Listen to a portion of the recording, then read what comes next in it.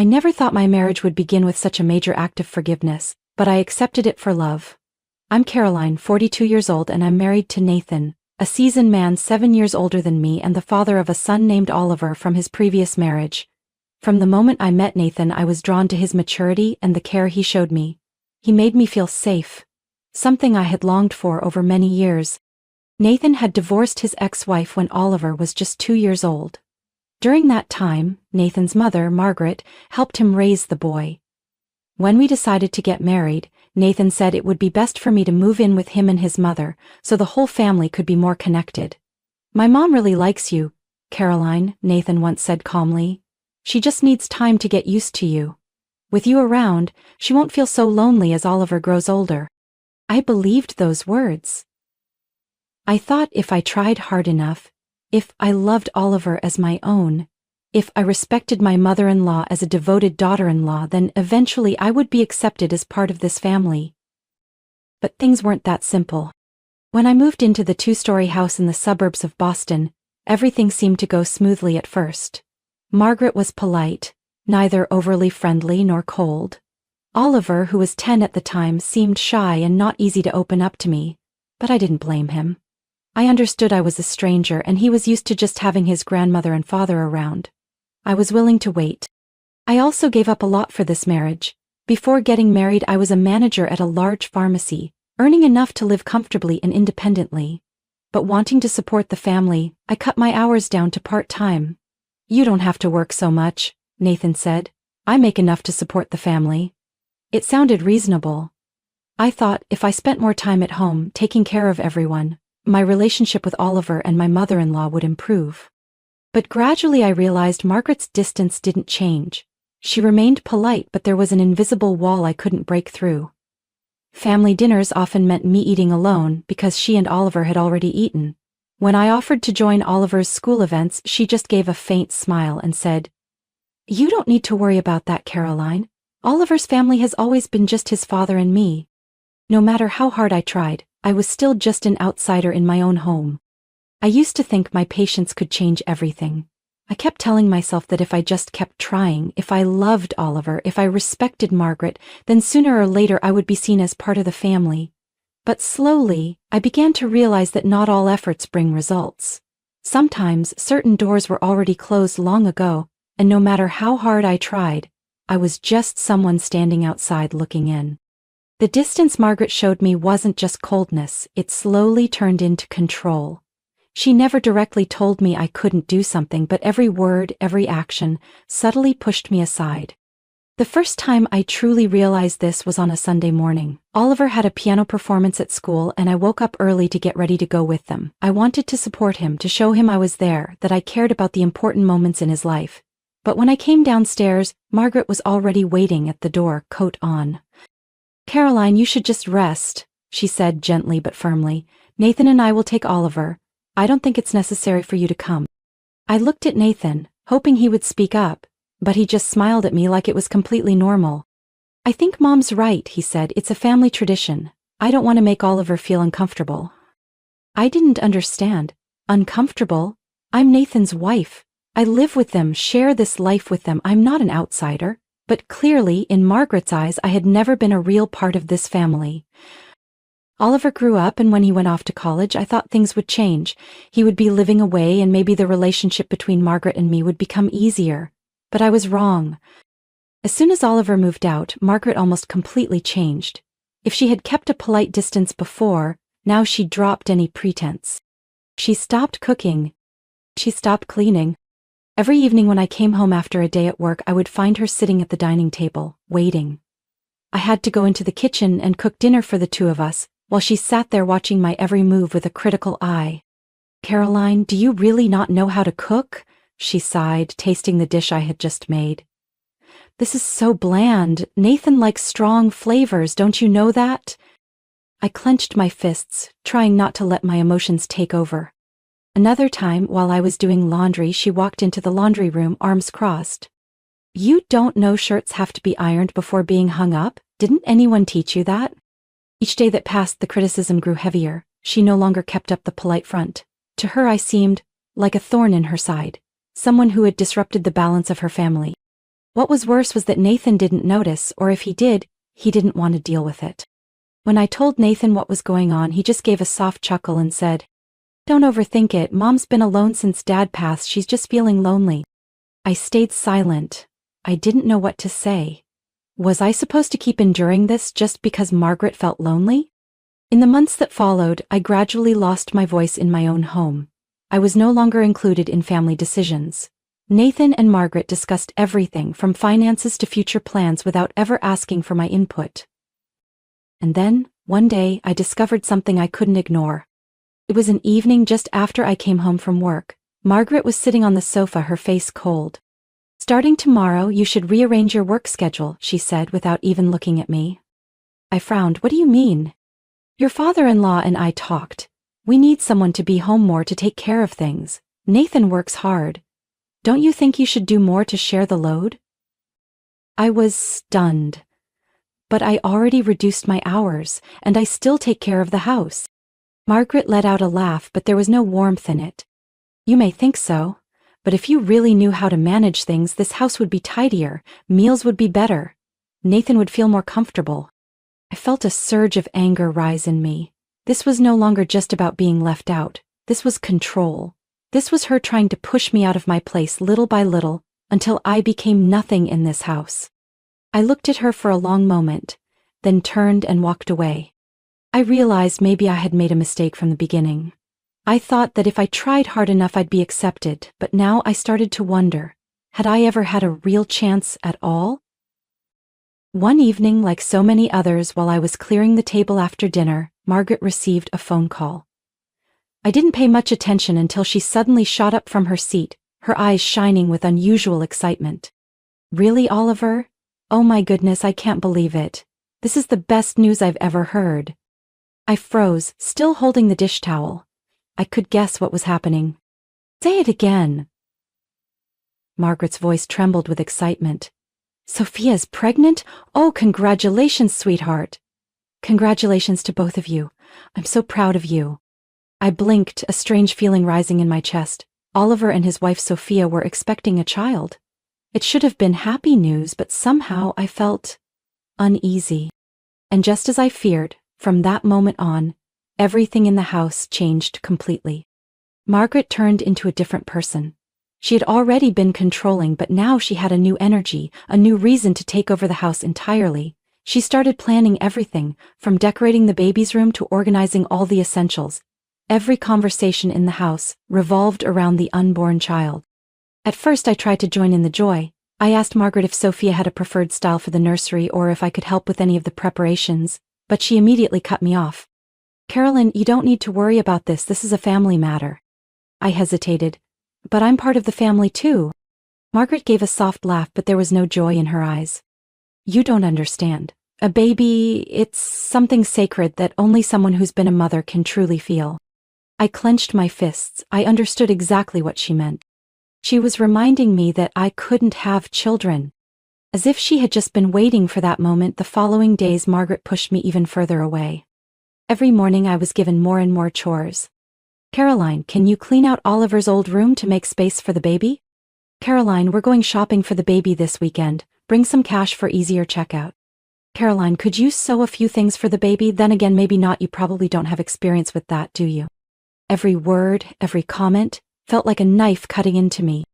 But what I truly couldn't bear anymore was one afternoon when I walked into the living room and saw Margaret going over a list of expenses. I stood there quietly watching as she scanned the numbers, her brows furrowed. She looked up at me. "Caroline, we need to talk."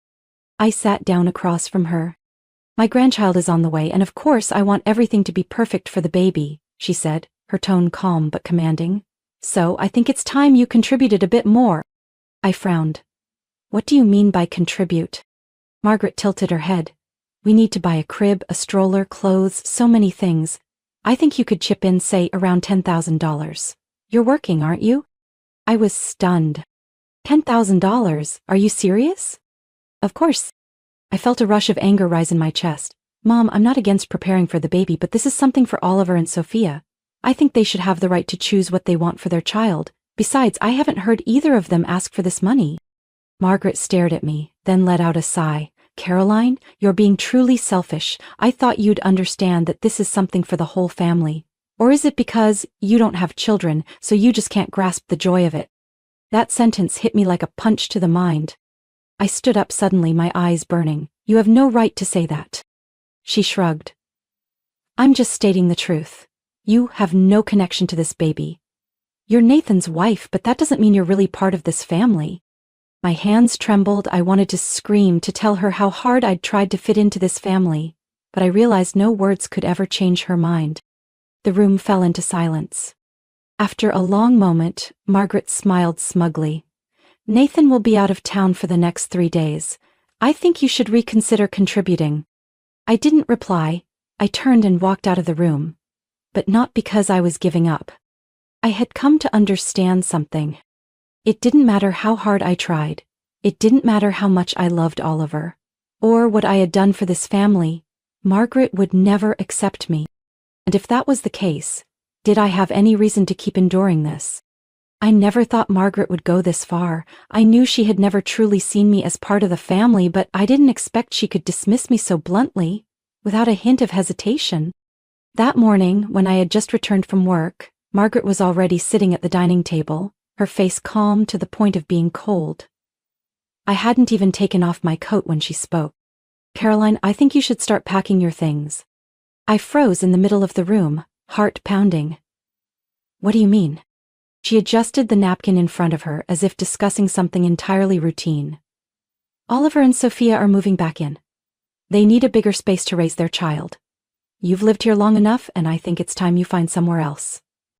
I stared at her, hoping I had misheard. Are you kicking me out of the house? She looked up at me, her eyes steady and unmoved. I'm just saying you're no longer needed here. My chest tightened. This is my and Nathan's house. She let out a light laugh. It's Nathan's house, and I believe he won't have an issue with this decision. A chill ran down my spine. Does Nathan know about this? Margaret leaned back in her chair, a faint smile on her lips. You can ask him yourself. If he really wanted you to stay, he would have said something by now. I reached for my phone, my palms cold. I dialed Nathan's number. 1 ring. 2 rings. No answer. I tried again, this time calling his office. A woman's voice answered, polite but distant. Nathan has taken a 3-day leave. He's not in the office. I gripped the phone tighter, unease sinking deeper. Do you know where he went? I asked, though I knew I wouldn't get the answer I wanted. I'm not sure, ma'am. I hung up, my head spinning. Nathan hadn't mentioned anything about taking time off. Where did he go? Why did he disappear all of a sudden, right now? Thoughts swirled in my mind, and a creeping sense of doubt started to settle in my heart. Margaret watched me, as if savoring every reaction. Looks like you understand the situation now, don't you? She said, placing her hand on the table, her voice quiet but heavy. Nathan doesn't need you anymore, Caroline. This family doesn't need you. You've always just been a temporary guest. I clenched my fists, my nails digging painfully into my palms. You never accepted me, did you? My voice was dry. She gave a small laugh. You're smarter than I thought. I took a deep breath. I'm not going anywhere. This is my home. Margaret raised an eyebrow, then stood and walked toward me. If you don't go willingly, I can make things a lot more difficult. Her voice dropped like a warning. Are you sure you want to take it this far? I looked her straight in the eyes, and for the first time in this entire marriage I saw the truth more clearly than ever. I had been fighting for a place in this family, but the reality was, I had never had one. I gripped the handle of my bag. You don't have to do anything. I'll go. She shrugged, as if I had just confirmed what she already knew. Fine. You can pack tonight. I turned and walked upstairs. I couldn't stay another minute. I opened the closet, pulled out what I needed, and folded everything into my suitcase automatically. My mind was blank, but my hands kept moving. I didn't call Nathan again. I didn't need answers from him anymore. I picked up my phone and booked a moving service for the next morning. I was leaving, and I was taking everything that belonged to me. As I rolled my suitcase down the stairs, its wheels echoing against the floor, Margaret was still sitting there, her eyes gleaming with satisfaction. I walked straight toward the door, but before I stepped outside, I turned back to her. Enjoy your time with your family, I said, my voice strangely calm. I hope you don't end up regretting it. Margaret said nothing, just crossed her arms and watched me leave. I stepped through the door without looking back. I didn't know what tomorrow would bring, but one thing I knew for sure. I would never let anyone make me feel small again. I dragged my suitcase out of the house, my steps heavy, though my mind felt oddly blank. The night wind cut sharp against my skin. I didn't know where I was going, but I knew one thing: I couldn't go back. I hailed a cab and let my body sink into the back seat. When the driver asked me where to, I suddenly realized I had nowhere to go. I had no family nearby, and I didn't want to bother anyone right now. Then, almost out of habit, the words slipped from my lips. Timber & Co. bar near the station, please. Timber & Co. was the place Nathan and I used to go whenever we needed to unwind after a long day. I remembered those quiet evenings, the two of us sipping cocktails under soft golden lights. It was a place where I had once felt happy, before everything fell apart. The taxi stopped in front of the bar. I pulled my suitcase out and stood there for a moment, hesitating. Then I walked in. The space inside was just as I remembered. Warm, a bit noisy, and heartbreakingly familiar. I sat at the counter and ordered a lemonade. I didn't want anything strong right now. Before I could take my first sip, a voice spoke up behind me. "Caroline, haven't seen you in ages." I turned and saw Samantha, the waitress I used to chat with often. "Hey, Sam," I nodded, trying to smile but couldn't quite manage it. She tilted her head, curiosity in her eyes. "Everything okay?" I sighed and shook my head. "No. But it doesn't really matter anymore." Samantha stayed quiet for a moment, like she was thinking about something. Then she lowered her voice, almost as if afraid someone might hear. "Have you seen Nathan lately?" I frowned. "Why do you ask?" Samantha bit her lip, her face hesitant. "You don't know, do you?" I set my glass down, a cold feeling creeping down my spine. "Know what?" She glanced around, then leaned in to whisper, "He still comes in here regularly, but not alone." My heart thudded. "What do you mean?" Samantha hesitated, then let out a sigh. "He's been coming in with another woman. A younger girl, blonde, usually wearing a red dress. The two of them, they're pretty close." It felt like someone had just landed a blow right to my chest.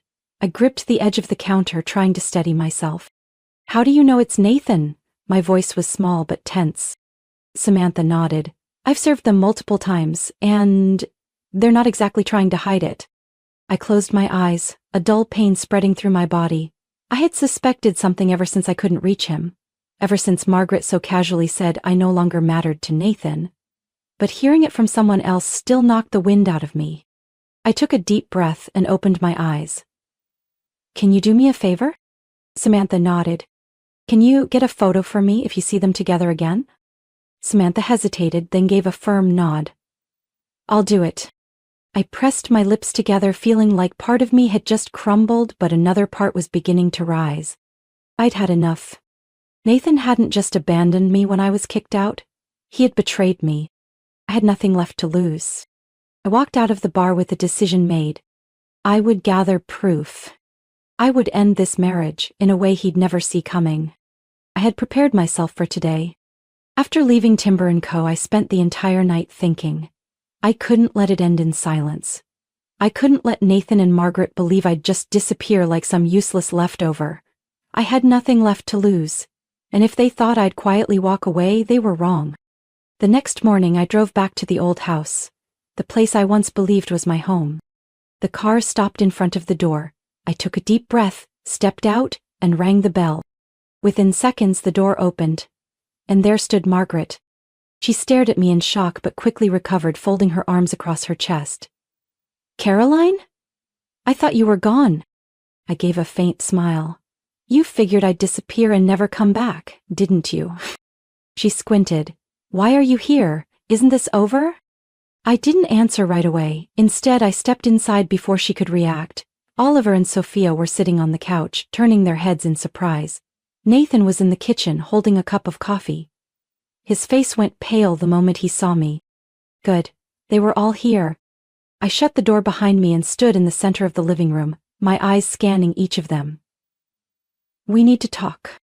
Nathan set his coffee down, his voice stiff. "Caroline, you can't just barge in here like this." I folded my arms, staring straight at him. Oh, you don't want me here? Why not just admit you're scared, not annoyed?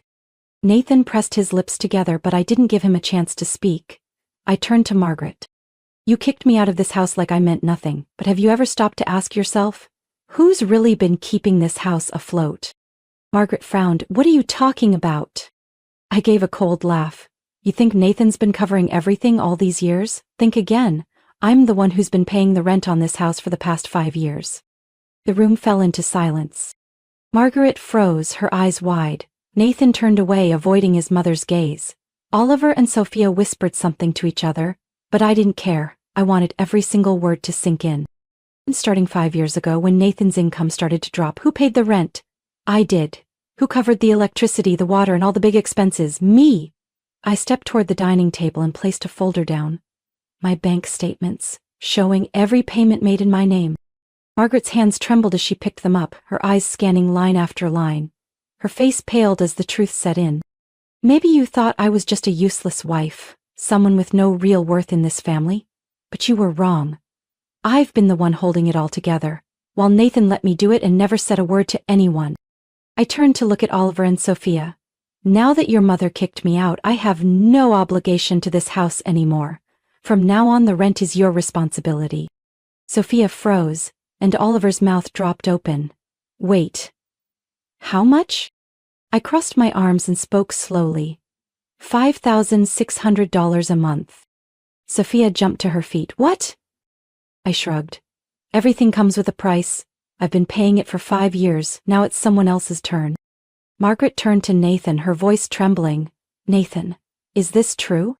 Nathan avoided her gaze and said nothing. I took a deep breath. And by the way, Nathan cheated on me. Sophia's eyes widened. What? I pulled out my phone, opened a message and placed a photo on the table. Nathan sitting at the bar with a young blonde woman in a red dress. Another photo, both of them leaving the bar, hand in hand. Sophia stammered. He has a mistress? I looked straight at Margaret. So what do you think now? This is the man you've been so determined to protect? Margaret's face turned pale. She was speechless. I glanced around the room, taking in the chaos I had just unleashed. Oliver was whispering to Sophia, while Margaret shakily sat down on the couch. I felt a strange sense of relief. I came here to speak the truth. And now, they would have to face the consequences themselves. I reached for my bag, turned and walked to the door. Before leaving, I paused and looked back at Nathan one last time. Good luck with your new life, and don't forget to pay the bills on time. With that, I stepped outside and closed the door behind me. This time, I was truly gone. And I knew I would never return. I walked out of that house for the last time, without looking back. The Boston sky was clear that day, sunlight spilling over the road ahead, and for the first time in years, I felt like I was finally walking on my own path, free from anyone's grip. After leaving the house, I met with a lawyer to finalize the divorce. There was nothing left to hold on to. Nathan had betrayed me, not just in our marriage, but in how he let me carry the weight of everything for years. I was no longer the woman standing quietly behind him. I didn't know how Nathan reacted when he received the divorce papers, but just a week later I got a message from him. Caroline, can we talk? I know I messed up. Please give me a chance to make things right. I stared at the message, unmoved. Nathan didn't want to make things right, he just didn't want to face the consequences. And I wasn't the one to clean up his mess anymore. Nathan had to face his own downfall. Not long after, I heard from an old friend that things weren't going well for Nathan anymore. Oliver and Sophia had moved out after realizing they couldn't afford the sky-high rent I had been covering. With no one else to pay the bills, Nathan was forced to manage on his own. But his job was no longer as stable as it once was. And Margaret? She finally had to face a harsh reality. She had no one left. Oliver, her beloved son, couldn't handle her controlling and overbearing nature anymore. After realizing how manipulated he had been for years, he decided to cut ties and moved his family out of Boston to start over. Nathan didn't fare much better. After I left, he tried to hold on to his young mistress, but it seemed she was only interested in what he could offer while I was still footing the bills. Once she realized he was struggling financially, she quietly disappeared from his life, leaving him alone to face the mess he had created. With no one left to lean on, Margaret began to face her isolation. No son, no grandchild, no one left to control. I heard she tried reaching out to Oliver, but he refused. As her health started to decline, she had no choice but to begin considering moving into a nursing home. One afternoon, as I was tidying up my new apartment, a small but cozy and complete place, I received a letter. It was from Oliver. "Caroline, I know you might not want to hear from me anymore, and I wouldn't blame you if you tossed this letter aside without reading it. But there's something I need to say. I'm sorry. I grew up hearing what my mother said about you. She made me believe you were an outsider, someone trying to replace my birth mother. But as I got older, I started to realize you never did anything wrong. You tried to love me, you tried to be part of the family, but we never let you. I realized the truth too late. When you left, that's when I finally saw who had really been holding that household together.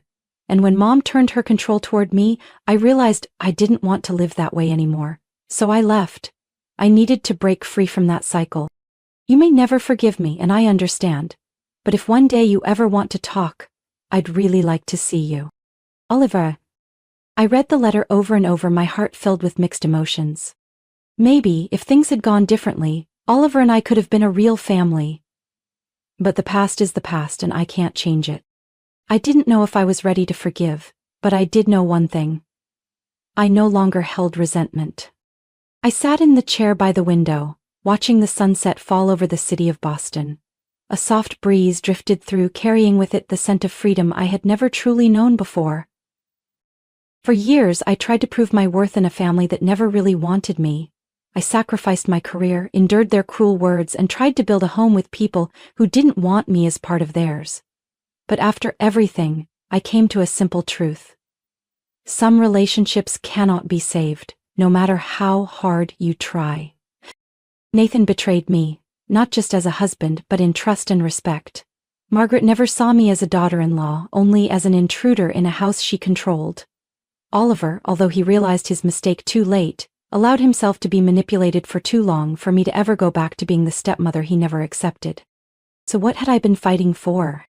The answer came clearer than ever. I owed them nothing. I used to think a family was where I'd find love and connection. But sometimes family isn't about blood or marriage. Real family is made up of people who love and respect you without conditions. After leaving that old house, I took time to rebuild my life. I returned to working full-time, something I had given up to fit in with my husband's family. I rented a small but warm apartment where I no longer felt watched or judged.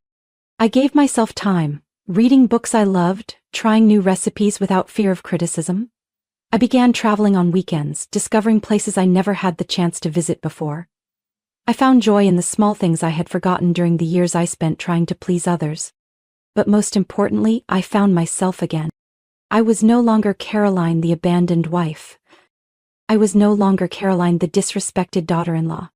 I was Caroline, a strong, independent woman, worthy of happiness. Looking back, I realize my story wasn't unique. So many people are trapped in toxic relationships, whether it's in marriage, family, or work. They try to change themselves to be accepted, only to end up hurt. But here's one truth we all need to remember. We don't have to suffer to prove our worth. Marriage isn't supposed to be one-sided sacrifice. If a relationship makes you feel small, ignored, and like you've lost yourself, then it's no longer love. Financial independence is the key to freedom. If I hadn't had the means to leave, I might have stayed stuck in a loveless marriage simply because I had no other choice. But because I was independent, I could walk away and build a new life. Family isn't just about blood. Margaret and Oliver were family on paper, but they never treated me like one of their own. Meanwhile, I found support in friends and coworkers, people who cared for me without conditions. Letting go isn't failure. I once believed leaving meant I had failed, but no. Leaving a harmful relationship is an act of strength. It doesn't mean I'm weak, it means I know my worth and won't accept being treated unfairly. One afternoon, as I was sitting in my favorite cafe, I received a message from Oliver. "How are you? I really want to see you if you're willing." I looked at the message and thought for a moment. I wasn't angry at him anymore. I didn't expect us to rebuild a close relationship overnight. But maybe I could listen, I replied. I'm doing well, we can meet next week. Then I set my phone down and smiled.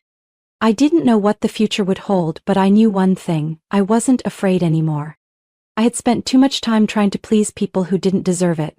Now, I just wanted to live for myself. I am Caroline, and I've found myself again. Caroline's story isn't just a personal journey, it reflects the reality many people face when trapped in toxic relationships, whether with family, in marriage, or in society. It reminds us that no one is obligated to suffer in order to be accepted. Financial independence, self-respect, and the ability to let go of what no longer serves us are the keys to rediscovering who we are. Life is too short to live by someone else's expectations. Choose happiness. Choose yourself, because no one can love you better than you. What do you think about Caroline's story? Should she forgive Oliver and give him a chance to mend their relationship? Or was walking away and building a new life the right choice? Share your thoughts. Don't forget to follow the channel for more real, emotional stories about family, marriage, and the journey of finding yourself.